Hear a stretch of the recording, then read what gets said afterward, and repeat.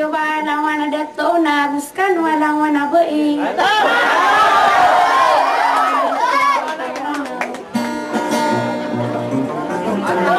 Sa tidak kena di kos kanong pituban aday mga muda.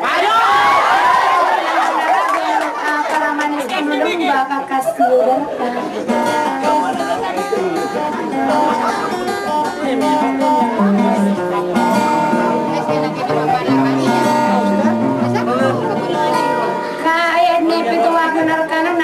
Nagani ako suara ko, makapanggulan anak kurang nagagawa na pananadam.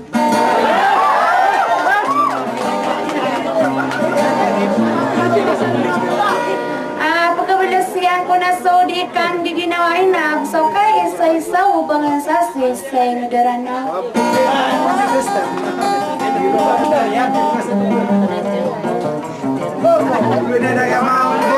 Sa awan ko manadiyakan madiyang kanak may makaro ka ba sa akin pagulong lang ko po sulok po di ubarin sa niyo.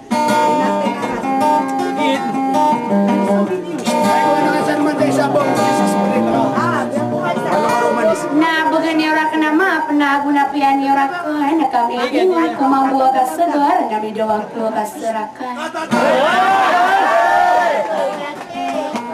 Kaatian demana kadisitik karimana sukubu sallahu tali dak kalembay sa pawi na gudewa niya.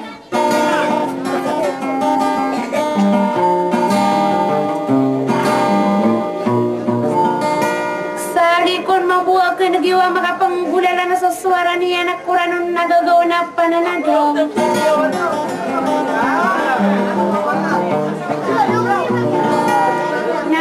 Puso watayo pagaraniyo dasar kawarwar ko putra Erlinda baisang darana walaway sige malano sa katina piakan dukun kan sa salam sa wassalam.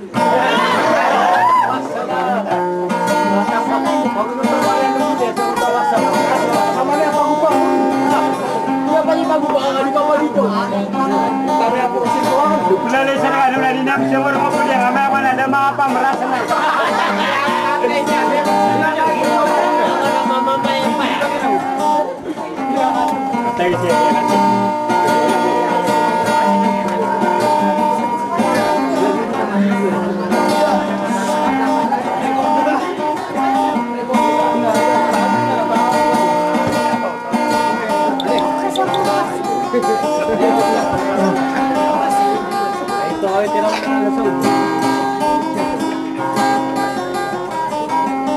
Hari ada jom video.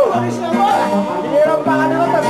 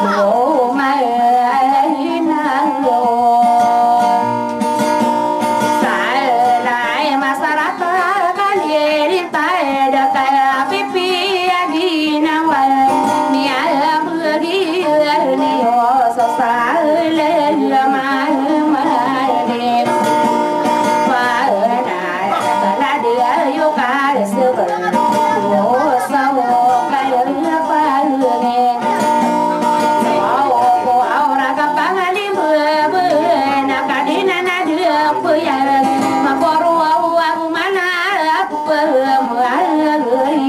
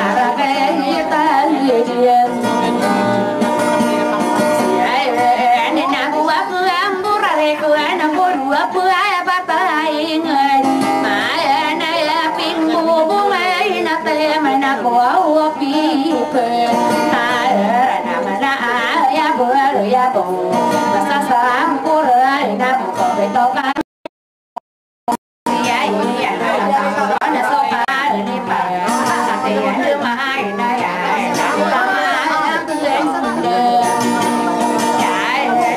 robot aku pasai rasai makanan uang di hutan dan uang milik yang benaya mata-mata aneh ya kerang tua mau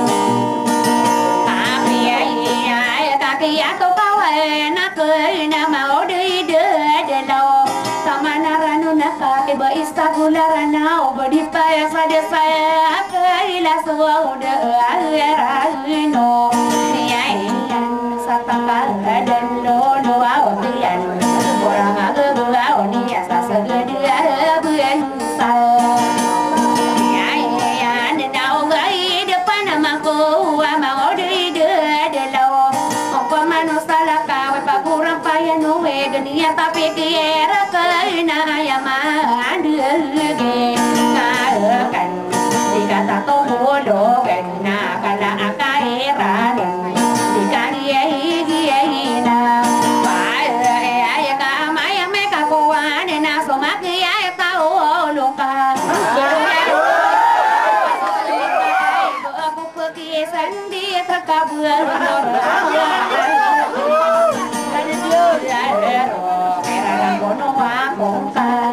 mana madu ngedungang sama gari na pumuya kasana ya kiai pinti rangko di parak no paman kumangahono saranao gidi kila kana mabedo na kiai no kaelen nakaanira ka perase ke pangorang kali ni alasa amai puwa mai